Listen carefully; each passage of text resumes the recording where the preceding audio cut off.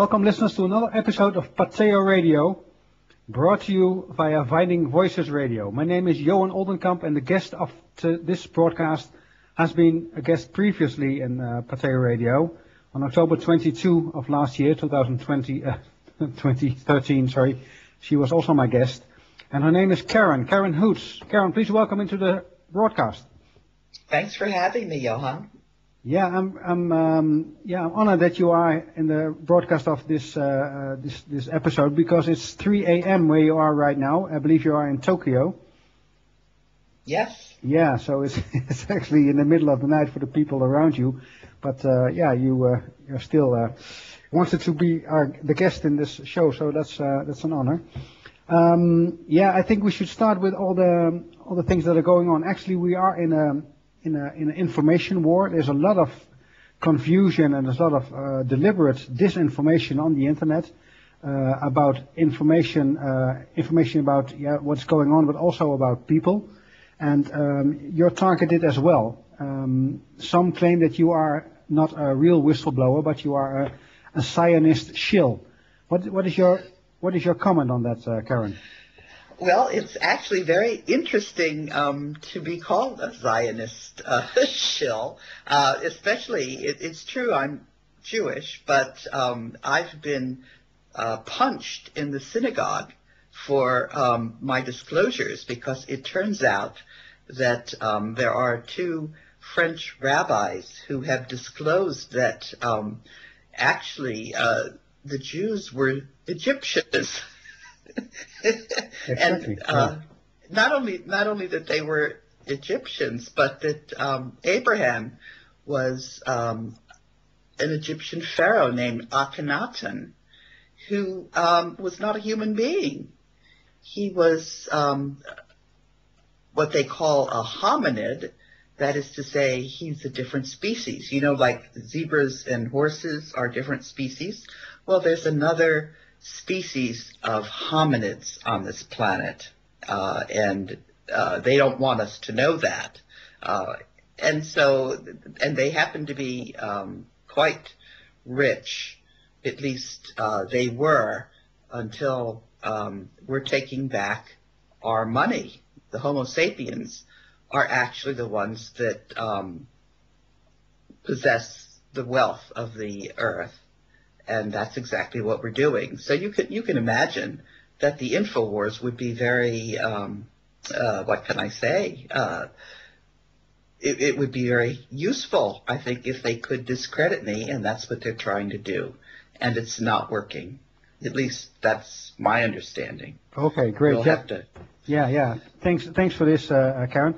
You mentioned now the name of Abraham, but I've also heard that it was Moses actually who was Akhenaten, or Imhotep IV. Can you share your view? Is it not Moses but Abraham?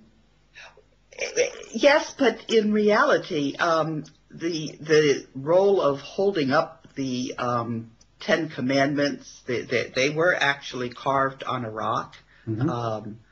That's what Akhenaten did, along with Nefertiti, his wife. That was who Sarah was.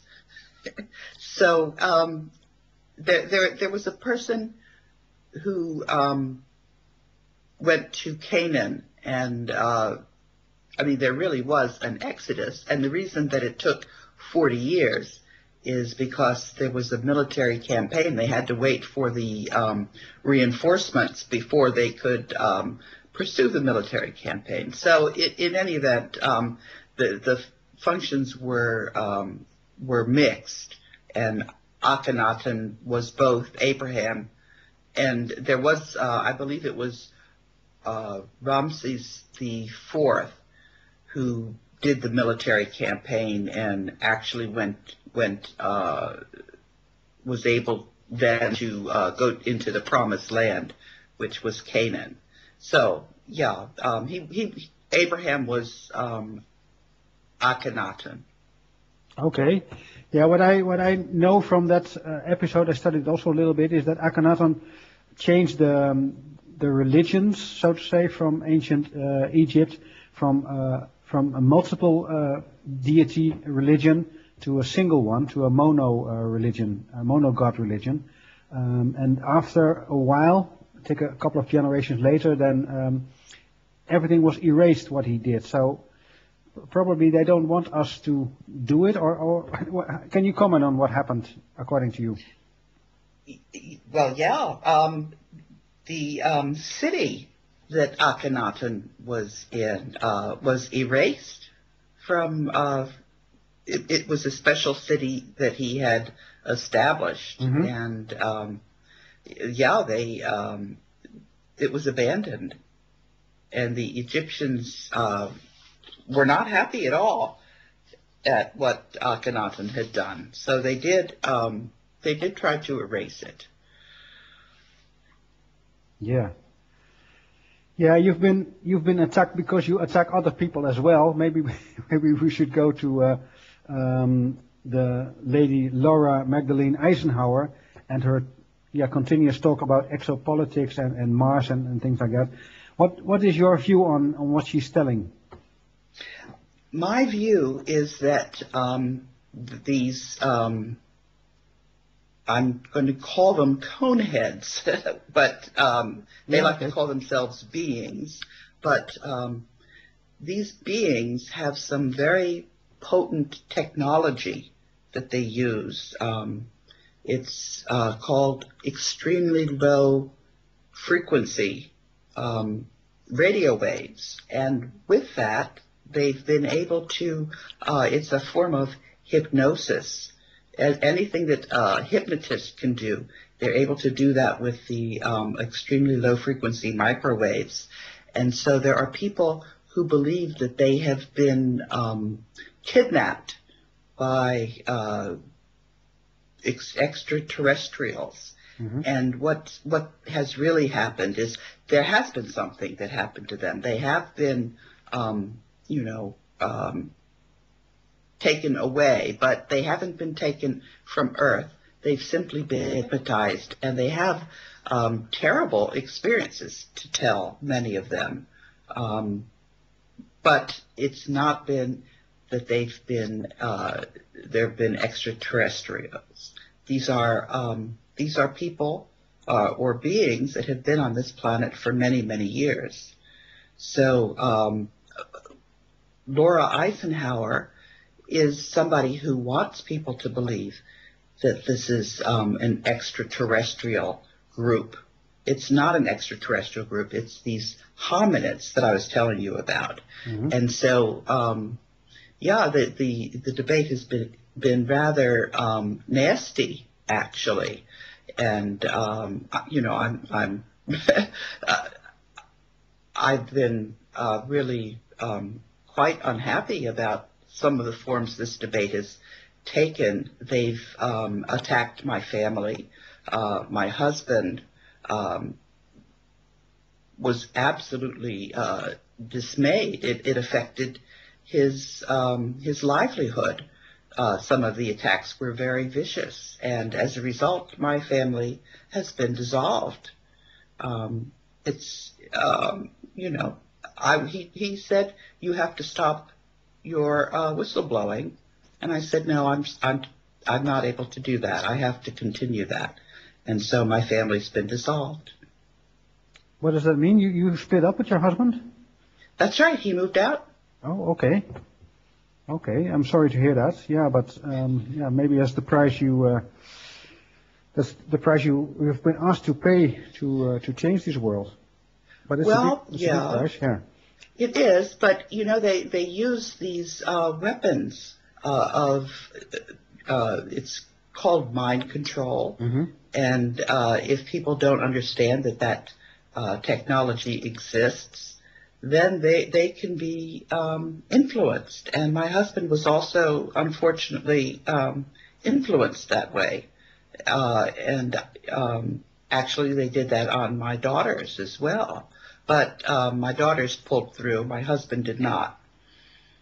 Yeah, I've heard that from many other people as well. That the person who was somehow a threat to the powers that be or the powers that were, they target the people around them, and some of them are vulnerable and they are easy to be influenced, and then they hope to create turmoil in the lives of those whistleblowers or those people who might be a danger to them, hoping that they will stop. But in your case, it didn't work. No, it didn't work. No. Okay, so that's clear. So actually, the story of Laura Eisenhower is pointing in the wrong direction, namely to Mars and to beings from outer planets or other solar systems. Well, the real threat or the real danger is right between us, right on this planet, and they've been here for long, as you say, the coneheads. Yeah.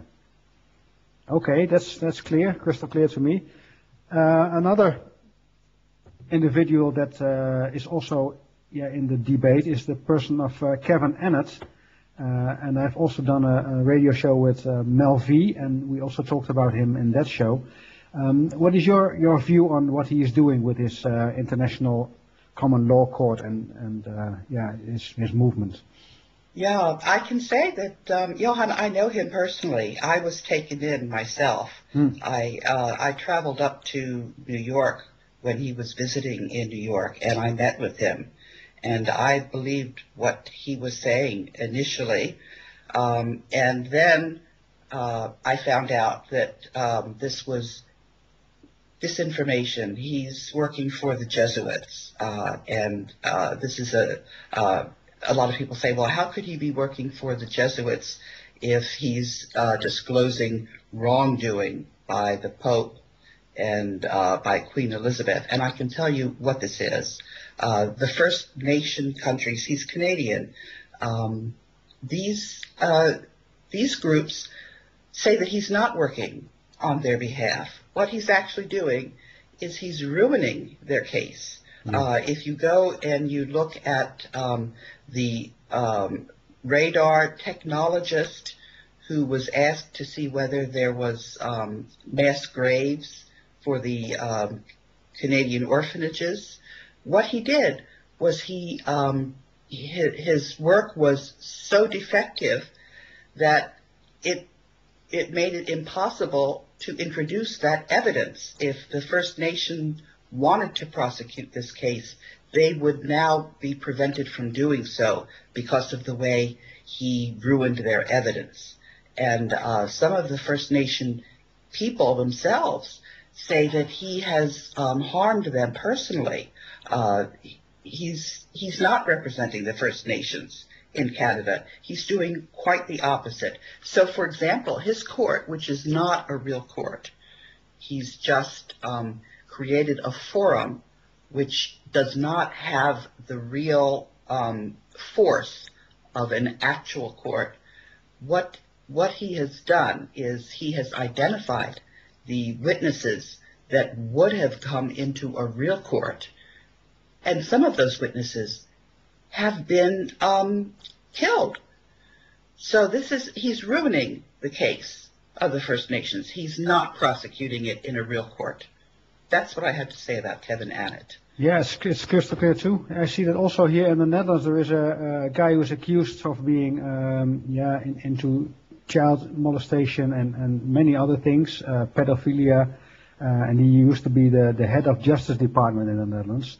And also here there was a kind of process where a law case against him, so to say, but it was not actually against him. It was a process that he actually started himself against a newspaper, and all the witnesses that could have been interested in a real law case, court case, they all the evidence is now on the table, and the lawyers can find out how to deal with it. So it's also actually creating the opposite of what people think it creates. So to me, it's all controlled opposition. Yes. Yeah. Okay. Yeah. Everything was really clear. I'm happy about it. What is your view on Zion, on Great Israel, on the intention or the agenda to create a very big country around the Mediterranean, the east and the south side, called Great Israel or Zion? This is really neat. I was telling you, I was punched in the synagogue. I was punched in the synagogue because I was telling people about Akhenaten being Abraham. And it was not just a little blow. I've never been hit so hard in my life. It gave me a concussion. And I didn't take to that. I felt that was something that needed forceful intervention, Yes. not physically forceful intervention. But I'll tell you what I did. First of all, I told my synagogue that I was not going to come back until I was apologized to. And then I took that correspondence and I forwarded it to the man who represented Israel on the World Bank board. And I also copied all of the executive directors.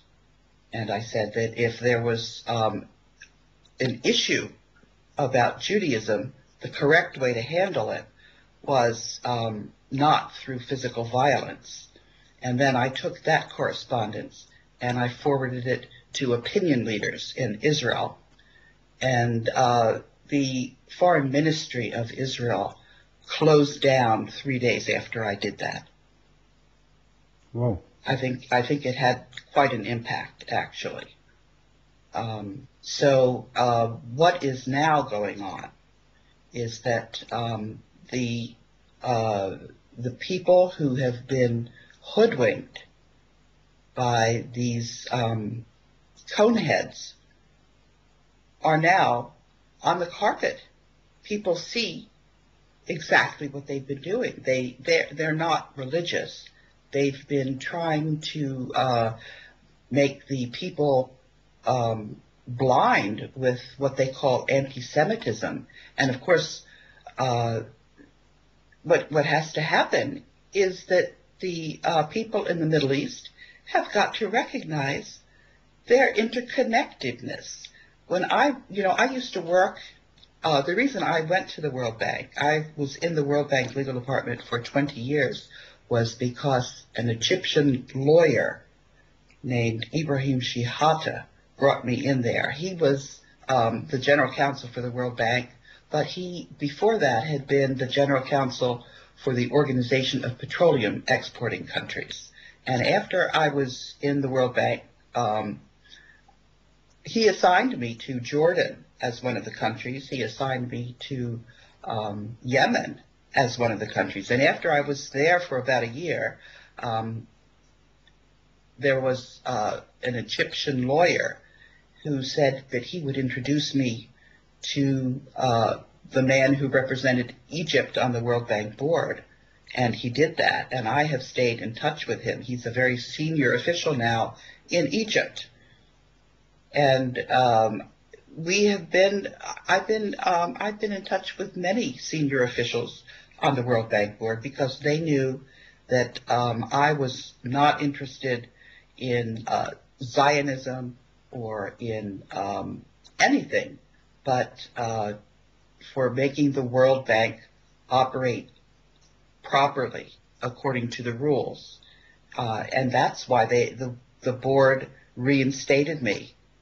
And I'm actually the acting general counsel of the World Bank, but I cannot go inside the building because the security guards are employed by the banking cartel, and they won't let me in. But that's all right. I can manage to do my job anywhere, and that's exactly what I've been doing. And I've been writing to all of the countries of the world, their embassies, and now that I'm in Tokyo, I'm writing to all the embassies in Tokyo, and we're just doing our business and overruling the banking cartel and putting them back in their place. So this is sort of a long-winded answer to your question, but I've always wanted to work on the Middle East issues. When I was the lawyer for Jordan, there was an attempt to have some kind of a peace treaty, and I had been working on the water issues because the groundwater in the Middle East is actually where most of the water supply is, and the aquifer under the West Bank is where Israel gets the bulk of its water. And so I wrote an article on the water, and I actually tried to work on a water project, and I was prevented from doing this. So that was one of the reasons that I understood a huge problem in the World Bank, because it turned out that Israel wanted the water project that I was going to work on. What I was going to do was I was going to introduce computer simulation, and so that all of the countries could recognize the interconnectedness of the groundwater. That's what they did in Florida and Georgia when they were trying to solve their water issues. So the problem in the Middle East is one of the most intractable problems on Earth. The Middle East is the belly button of the Earth. But, I've been helped because the World Bank is what they call a knowledge bank. That is to say that it has projects which many of the exporters of goods and services like to see their goods and services included in the World Bank projects. And what happened in 2004 was there's a political scientist named Jacek Kugler. He was the chair of the political science department in Claremont University in California, and he told me about a power transition model, and included that in a project in Ghana to find out why it was that the Freedom of Information legislation that was included in a German project was not getting passed. Anyway, what it does is it uses computer modeling. You find somebody who understands a problem, and you ask them to assign numbers to who are the most powerful stakeholders that will influence that problem. Where do they stand on an issue, whether that issue is important to them or not. So I modeled rule of law at the World Bank in 2004, and what I found out was that the United States was going to lose its leadership because it was not playing by the rules. Mm-hmm. And I also found out that there would be coalitions that would form. And I started reporting this because, as I said, the model is very, very accurate. It's 90 to 95% accurate. And when I reported this, I reported it to the Treasury Department. I reported it to the U.S. Congress. And one of the members of the U.S. Congress that I discussed this model with was Chuck Hagel. He was the senator for Nebraska, and he is now the Secretary of Defense. So when he was named as the Secretary of Defense, I went to the Defense Department and I said that I wanted to talk to the group that had been looking into this very powerful model. And they contacted me the next week, and I said to them, you know exactly what this means. This model means that we're going to have a war if we do not play by the rules as the United States. And I have been, I've been working on this model, and the model predicted that after I testified in the UK Parliament, together with another whistleblower, Elaine Colville, it testified that there was going to be rule of law in the world. And I've just been working through this model. And I can tell you that it's quite likely that we are going to have rule of law and that the banking cartel is no longer going to continue. One of the very, what's the best adjective to use? I think serious. One of the very serious issues is what's been happening with the U.S. military. And because of this model and the way the politics in the U.S. military is working, we are now about to get rid of what they call Knights of Malta. This is a secret society that where the members are given political connections. They're given very lucrative jobs, but they've lost their loyalty to their countries. And that's what some of the senior officials in the Department of Defense have done, and I have exposed them. One of those officials is General Martin Dempsey. who's the chairman of the Joint Chiefs of Staff. Another one is John Reimer, who's the Inspector General in the Department of Defense. What happened is that on October 7th, there was a nuclear bomb that was detonated off of the coast of Charleston. It was actually intended for the citizens of Charleston. And two of the generals made sure that this went off in the ocean instead. And I've been in touch with various people who have been giving evidence that this is exactly what happened. You can imagine what the citizens of the United States think about General Dempsey and John Reimer, who were prepared to fire the generals who made sure that this bomb went off in the ocean instead of on the United States citizens. So you can see we're taking our country back. Step by step, little by little, yeah. Well, it's actually not little by little. It's big by big. Enormous. It's big by big. One of the things I just did tonight, it's kind of like a back-to-back radio show. There's something called American Spring, Operation American Spring. It's a radio show that has that's disclosing all of the problems. And I was just on their broadcast. They have a very large audience. And I'm just telling them what's going on, and we're taking back our country. And they're very happy, of course. Yeah, of course.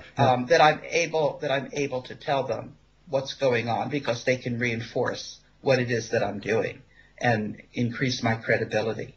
So yeah, it's not sustainable for these coneheads to try to secretly rule the world through the Vatican. It's just not continuing, and their banking cartel is not sustainable.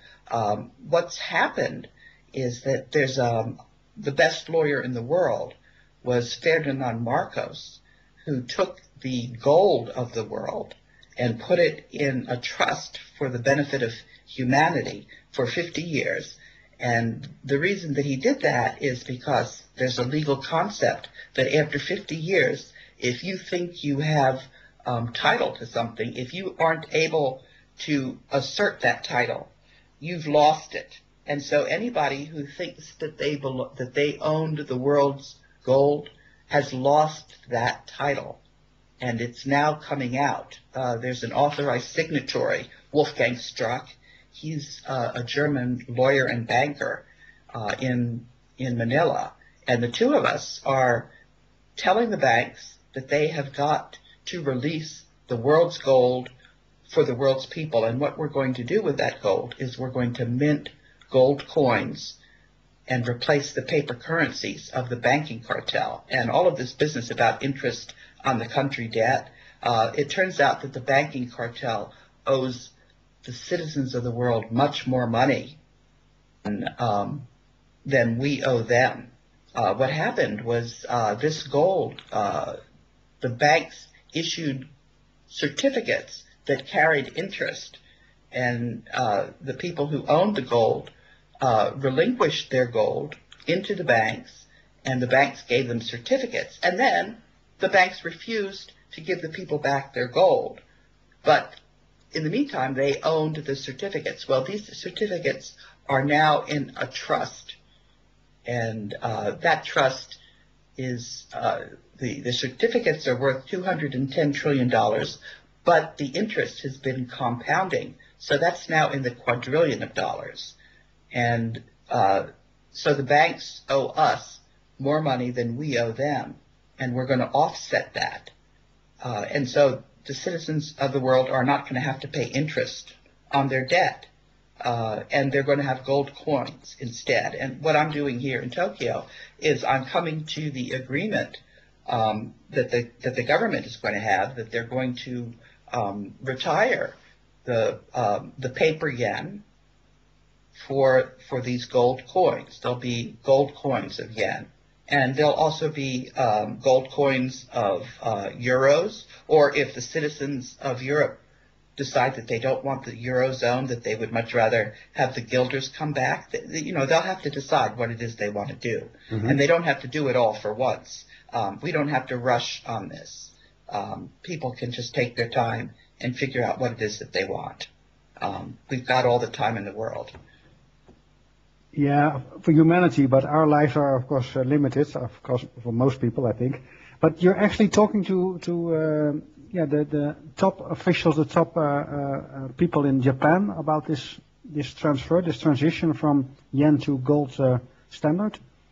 That's exactly right. And I've in some of the correspondence, I've put that up on my Facebook page. I haven't identified the actual officials, except for the officials themselves. But what I've done is I've put these officials in touch with honest members of the U.S. Congress and honest members of the Australian Parliament. But, in the United States, there's something called Article 5 of the Constitution, which says that when the state legislatures, the United States has 50 states, and there are legislatures in each of those states. And there's a provision in the United States Constitution that says that when 2/3 of those state legislatures want there to be a constitutional convention, the U.S. Congress has got to call that convention.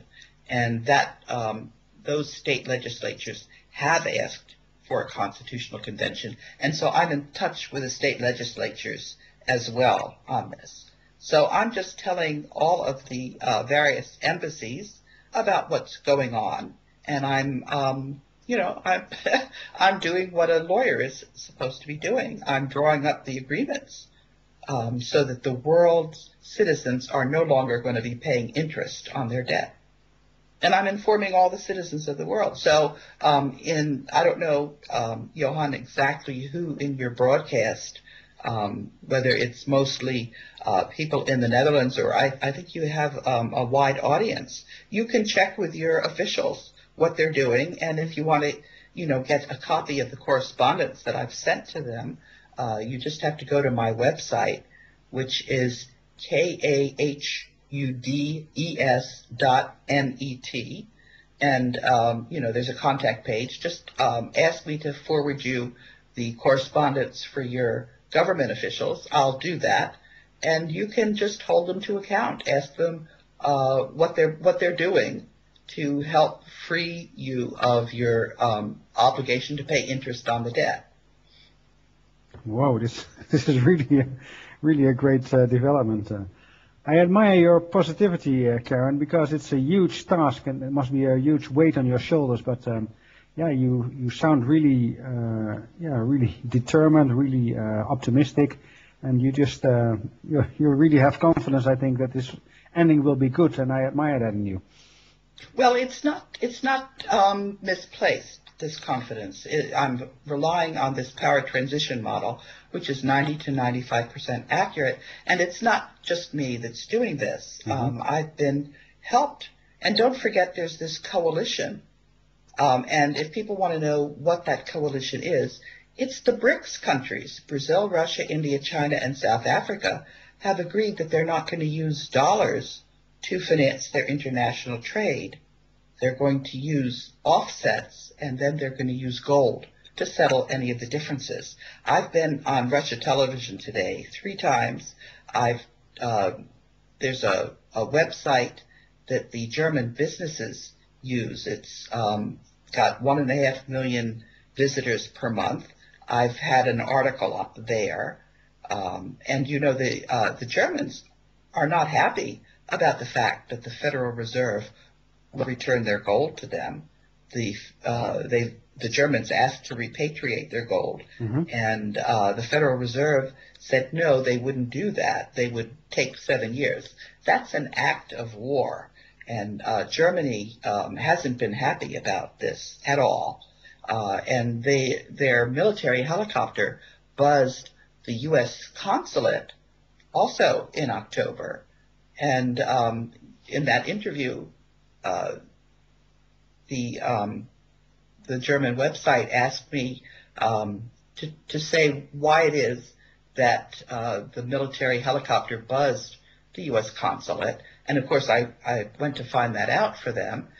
And a spokesman for the German government said that this was to get the attention of the United States. So that's exactly what I've been doing. I've been getting everybody's attention here.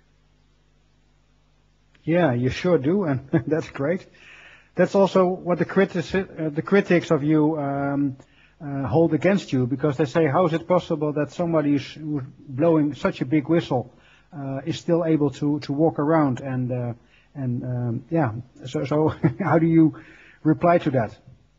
Yes, I'll tell you how. It's because many whistleblowers, when they're blowing the whistle inside their organization, they have confidential information that they're bringing out, and it's not allowed. They're not allowed to disclose that confidential information.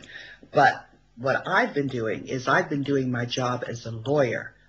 The securities laws say that a financial institution has got to give accurate financial information, and there's a duty to disclose. So what I was using the securities laws. I actually bought a World Bank bond. The World Bank, the way it works is it issues bonds on the capital markets, $180 billion worth of bonds. So when the board wanted me to be the general counsel and the security guards locked me out, I then brought a lawsuit against the World Bank. And I bought a World Bank bond, and I said that because they were retaliating against my disclosures as a lawyer, this was against the securities laws. So 188 ministers of finance settled my lawsuit and reinstated me. This puts me in a very strong position.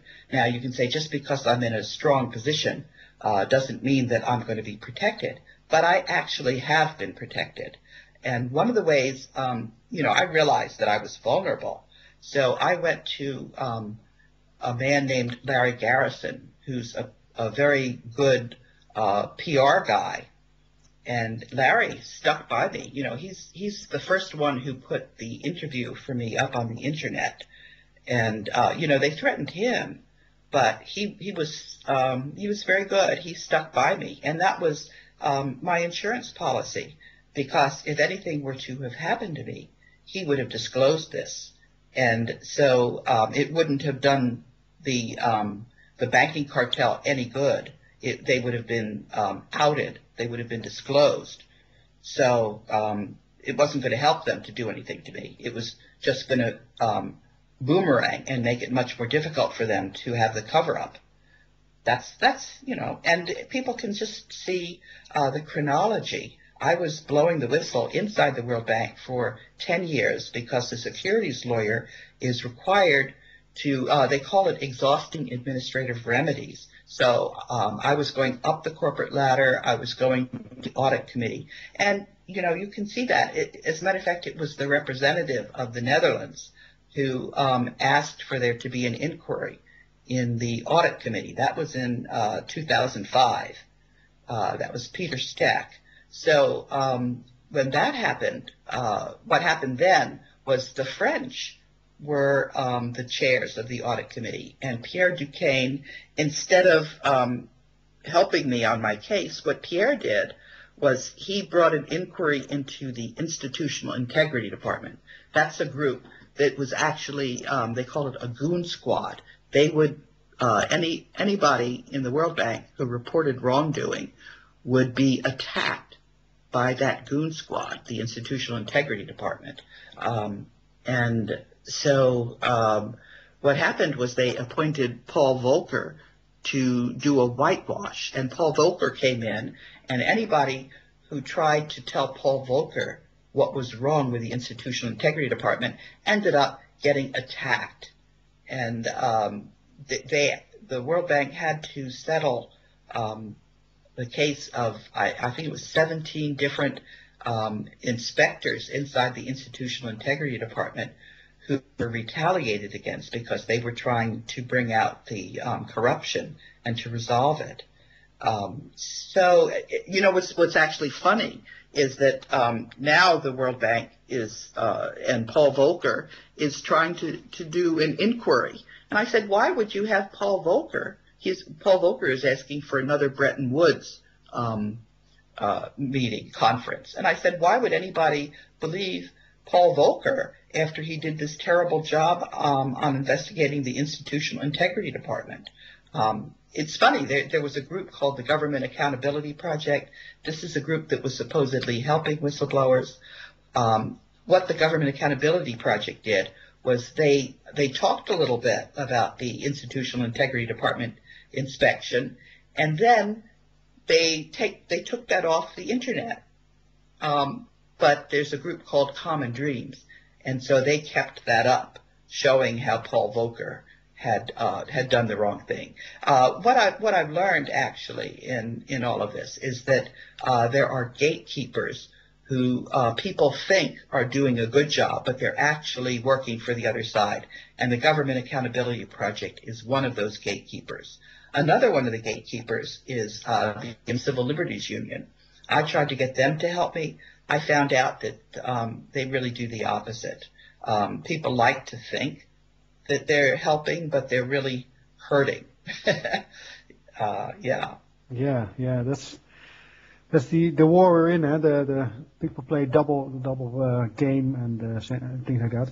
Maybe we look at the actuality at this moment. When you mentioned the BRICS countries, what I see happening between Russia and China is also, I think, a very strategic move of working closer together and trading not in dollars anymore. What is your comment on that, Karen? Yes, not only that, but they have created a credit rating institution, the Universal Credit Rating Group. And I've been reporting to that group that the United States credit rating has got to be, that the United States has got to get rid of this corruption, or its credit rating is going to go down, because the banking cartel is, it's not normal to have the Securities and Exchange Commission be totally defective, and that's what they are. When I reported to the Securities and Exchange Commission about the false financial statements at the World Bank, they were required to clean up the problem. They didn't do that. So, and so if the credit rating of the World Bank is going to be damaged because it's not in compliance, you have to have something called internal controls. That means that if a lawyer reports corruption like I did, you have got to end that corruption. You can't cover it up. Any banking institution where there's an ongoing cover-up is not in compliance. On the capital markets, its financial statements are not accurate. And all of the countries of the world are required to end the corruption. I also made that point to the states, because the states in the United States have securities laws. I went to all the attorneys general. I went to all the governors. I said, you're not doing your job in protecting the citizens of your states who are buying World Bank bonds and getting inaccurate financial information. So everybody has got to end this world corruption. Nobody is allowed to ignore it. And that's what they've been trying to do. And they can't do it. No, they've been in denial for long, or try to be in denial or ignore it, but it's a common problem of us all, and we have to solve it together. So I'm really happy with what you're doing, because you bring the dirty laundry out, so to say, and we can no longer ignore it. We have to face it, and we have to deal with it. So that's what we are going to do, thanks to you and others. That's right. It's actually it's a very exciting time, I think, because this power transition model is absolutely correct. We will have rule of law, and what's going to happen for all of the countries is they're going to have to figure out what they need to do to end the corruption. And when people say, oh, you throw the bankers in jail, I'm sorry, that is not a good answer. You have got to clean out the disclosures. And one of the very important things to clean out is the information that people are getting, the media, because the banking cartel owns the media, and they've been preventing people from finding out what's really going on. That's not acceptable. That has got to end. So there are many institutional things that need to be done so that we can take back our world and clean it up. People absolutely don't realize that they're not aware of what's actually going on. And one of the things that I believe has to happen is that the whistleblower protections have got to be strengthened. And the way people will know whether things are actually improving is if whistleblowers are able to make disclosures without retaliation. That's not the case now. So what people are actually going to find out is that it's going to look like things are getting worse because they're going to hear about all the terrible things that are going on. But that's actually going to be a sign that they're improving, because people will be able to deal with whatever the disclosures are and straighten things out.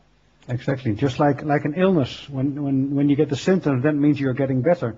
So that's what we'll face on a global level. What is your view on Mr. Putin and Russia? Because you've been on Russia today many times, and so is the media there less influenced by the banking cartel, or how do you see it? Yes, it is an info war. One of the things that Putin has done now is he has given American citizens the technology that was used in the September 11th inside job, where the Twin Towers were demolished by, it turns out it was a nuclear device that dustified the Twin Towers and took them down. Wow. I believe that this, as I was telling you, this power transition model, what it is saying is that Russia and Germany and the United States and Japan are going to be allies. What's going on in the Ukraine is just the banking cartel's feeble attempt to try to instigate World War III. It's not happening. Instead, what's happening is that the United States citizens are going to dismantle the corruption inside their country and become good, strong allies with Russia. So that's what's going to happen.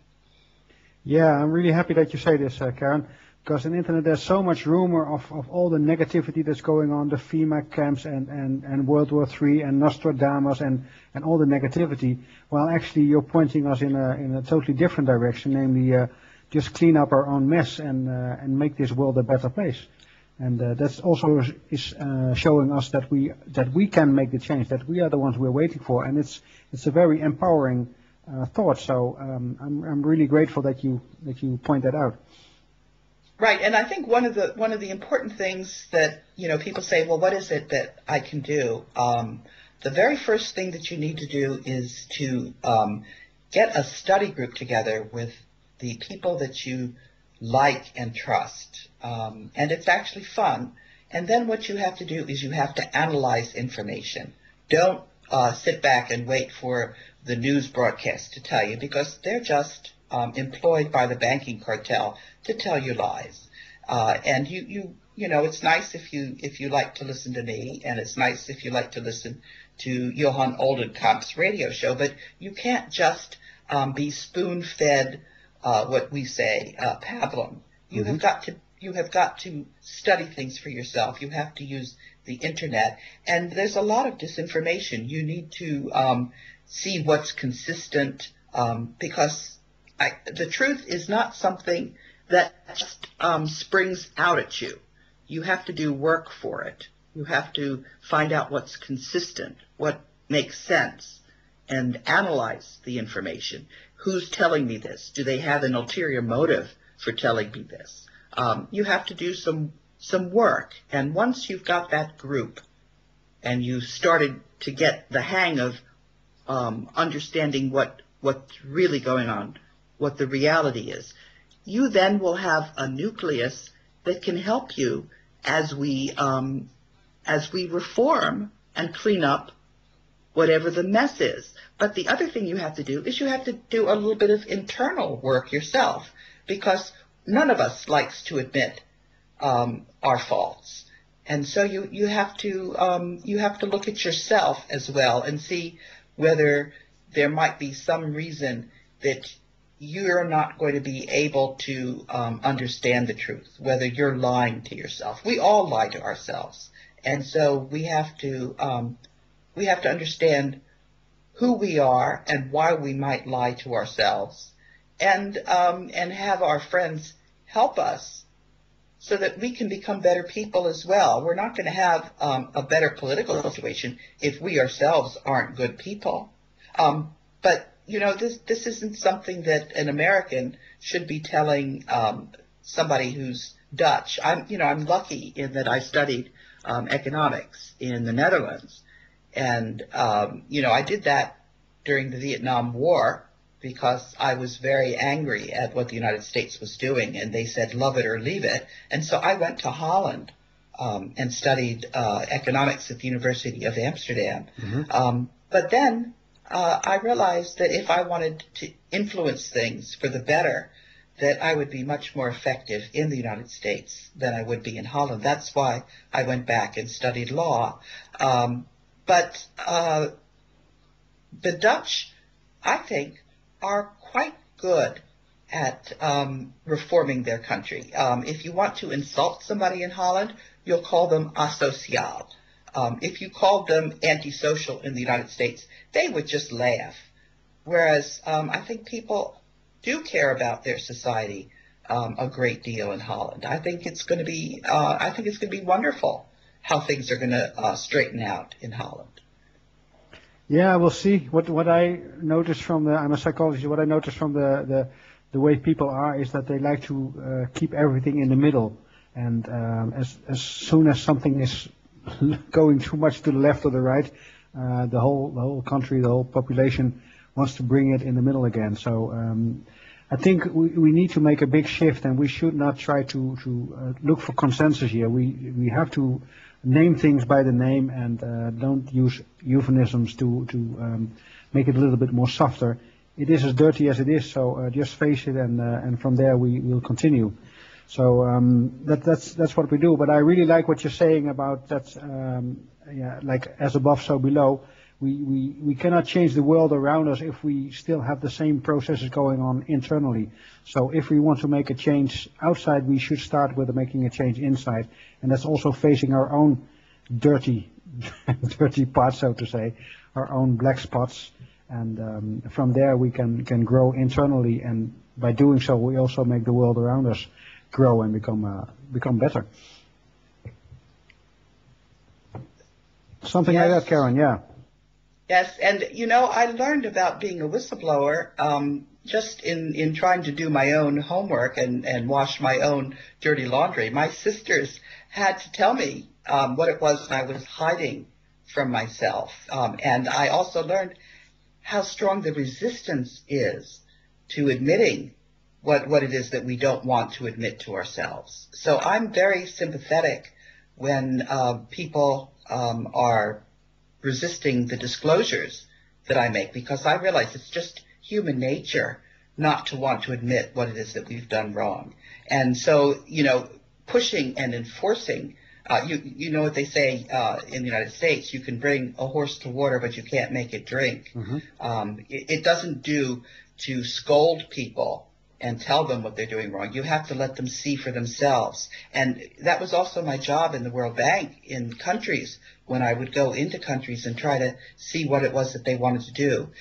It was never going to work if I thought they should do something and they themselves didn't agree. You can only reform from the inside. That's the only effective way. Otherwise, there's too much resistance, and it just it fails. Exactly, and that's not sustainable. Yeah, one question, and then we should round up, I think. But maybe it's a big question. What is your view on the OPPT, the One People's Public Trust, and what they were doing? Oh, it's useless. They were absolutely right in the analysis of the problem, but the solution was a non-solution. They were financed by the Vatican to try to disable the people that wanted to do something. Yeah, I saw that too. There are a lot of people who claim their own sovereignty, and of course you should know about that too. I think the Freeman Society, people write letters to the Pope or to their own the head of state, and claiming their own sovereignty. What is your view on that? Well, you know, there was that debate in the American Bar Association journal that I just, they're absolutely right about the problem. The solution is a little bit different, but the analysis of the problem is absolutely correct. And so you should see the debate in the American Bar Association journal on that. It's gone on now for a while. We live in interesting times. Yeah. Okay. So you're saying the idea that the legal person is actually a property owned by the state. That's the core of the problem. That's what you recognize. But claiming that ownership yourself is not helping at all. Is that in a nutshell what you're saying? That's right. Yeah. That's right. Yeah. Okay. Okay. Yeah, there are many people here in the Netherlands. I think about 2,000 or 3,000 already wrote all those letters, and I think that's a solution. But I don't think it's working. And I've seen many people who come into a lot of trouble because it's not actually working. It's just it's a sham solution. It's not really. It's fake.